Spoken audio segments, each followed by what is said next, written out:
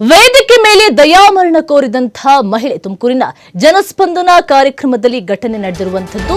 ಜಿಲ್ಲಾ ಉಸ್ತುವಾರಿ ಸಚಿವರ ಜನಸ್ಪಂದನ ಕಾರ್ಯಕ್ರಮ ಹಕ್ಕುಪತ್ರಕ್ಕೆ ಅಲೆದಾಡಿ ರೋಸಿ ಹೋಗಿದ್ದಂತಹ ಮಹಿಳೆ ಅಲ್ದು ಸುಸ್ತಾಗಿ ಆಗೋದಿಲ್ಲ, ನನಗೆ ದಯಾಮರಣವನ್ನ ಕೊಟ್ಟು ಬಿಡಿ ಅಂತಲೇ ಬೇಡ್ಕೊಳ್ತಾ ಇದ್ದಾಳೆ. ಈ ಹಿನ್ನೆಲೆ ವೇದಿಕೆ ಮೇಲೆ ಕಣ್ಣೀರು ಹಾಕಿದ್ದಂತಹ ಮಹಿಳೆ ನಿವೇಶನ ಮಂಜೂರಾಗಿದ್ರು ಸಹ ನೆಲೆ ಸಿಗ್ತಾ ಇಲ್ಲ.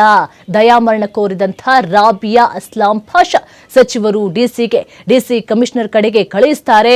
15 ದಿನಕ್ಕೊಮ್ಮೆ ನಾನು ಅಲ್ದಾಡ್ಬೇಕಾಗುತ್ತೆ, ನಾನು ಎಲ್ಲಿ ಅಂತ ಹೇಳಿ ಅಲ್ದಾಡ್ಲಿ, ಒಂದ್ ಕಡೆ ಹೋದ್ರೆ ಇನ್ನೊಬ್ರ ಹತ್ರ ಹೋಗಿ ಅಂತ ಹೇಳ್ತಾರೆ. ಈ ಬಿಸಿಲಲ್ಲಿ ಎಲ್ಲಿ ಅಲ್ದಾಡ್ಲಿ ನಾನು ಅಂತ ಹೇಳಿ ಗೋಗರಿತಾ ಇದ್ದಾರೆ. ಜನಸಂಪರ್ಕ ಸಭೆಯಲ್ಲಿ ಸ್ಪಂದನೆ ಇಲ್ಲ. ಹಕ್ಕುಪತ್ರಕ್ಕೆ 25,000 ರೂಪಾಯಿನ ಕೇಳ್ತಾ ಇದ್ದಾರೆ. ಎಲ್ಲಿಂದ ಕೊಡ್ಲಿ ನಾನು?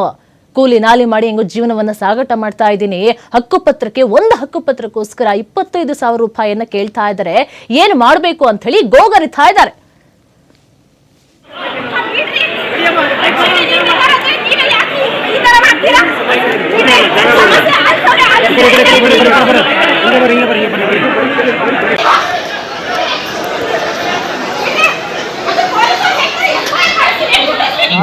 ನನ್ನ ಹೆಸರು ಶಾಬಾದ್ ಅಂತ, ಯೂತ್ ಕಾಂಗ್ರೆಸ್ ಲೀಡರ್.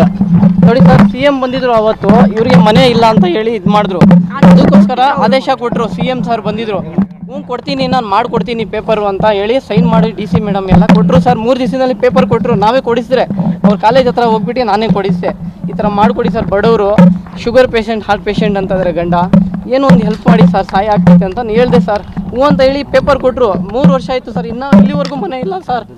ಬಡವರು ಅಂತ ಏನು ಸರ್, ಯಜಮಾನ್ರು ತೀರೋಗ್ಬಿಟ್ರು ಸರ್, ಅವ್ರದ್ದು ಗಂಡ ತೀರೋಗ್ಬಿಟ್ರು.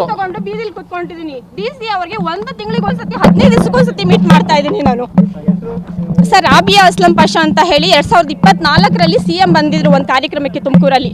ಅವ್ರ ಹತ್ರನೇ ನಾನು ಭೇಟಿ ಮಾಡಿದ್ದೆ. ಸರ್, ಈ ಥರ ನಮ್ಮ ಯಜಮಾನ್ರಿಗೆ ಹಾರ್ಟ್ ಪೇಷಂಟ್ ಇದೆ, ದುಡಿಯೋರು ಯಾರೂ ಇಲ್ಲ, 2 ಮಕ್ಕಳಿದ್ದಾರೆ, ಬಾಡಿಗೆ ಮನೇಲಿದ್ದೀವಿ ಅಂತ ಹೇಳಿಬಿಟ್ಟು ಅವರು ನಮ್ಮ ಒಂದು ಕುಟುಂಬಕ್ಕೆ 20-30 ಒಂದು ಸೈಟನ್ನು ಹಂಚಿಕೆ ಮಾಡಿದ್ರು. ಆದೇಶ ಮುಖಾಂತರ ಆದೇಶ ಪತ್ರವನ್ನು ಕೊಟ್ಟಿದ್ರು. ಇವರೇ ಗೃಹ ಮಂತ್ರಿಗಳು ಮತ್ತು DC ಅವರೇ ಆದೇಶ ಪತ್ರವನ್ನು ಕೊಟ್ಟಿದ್ರು. ಕೊಟ್ಟಮೇಲೆ 1 ತಿಂಗಳಿಗೆ 15 ದಿವಸಕ್ಕೊಂದ್ಸತಿ ಇವ್ರನ್ನ ಮೀಟ್ ಮಾಡ್ತಾ ಇದ್ದೀನಿ. ನೋಡಿ, ಇವ್ರು ಈ ಥರ ಸಿಗ್ನೇಚರ್ ಹಾಕ್ಕೊಡ್ತಾರೆ, ಮತ್ತೆ ಸರ್ಕಾರ ಸುತ್ತಿಸ್ತಾ ಇದ್ದಾರೆ. ಪರಮೇಶ್ವರ್ ಹತ್ರ ಹೋದ್ರೆ DC ಹತ್ರ ಹೋಗಿ ಅಂತಾರೆ, DC ಹತ್ರ ಹೋದ್ರೆ ನಗರಸಭೆಗೆ ಹೋಗಿ ಅಂತಾರೆ, ನಗರಸಭೆ ಹತ್ರ ಆದ್ರೆ ಮತ್ತೆ DC ಹತ್ರ ಹೋಗಿ ಅಂತ ಅಂತಾರೆ. ಸೈಟ್ 20-30 ಮಂಜೂರಾಗಿದೆ. CM ಆದೇಶ ಕೊಟ್ಟು ಮಂಜೂರು ಮಾಡಿದ್ದಾರೆ. ಹಕ್ಕುಪತ್ರ ತರಿಸ್ಕೊಡ್ತಾ ಇಲ್ಲ. ಹಕ್ಕುಪತ್ರ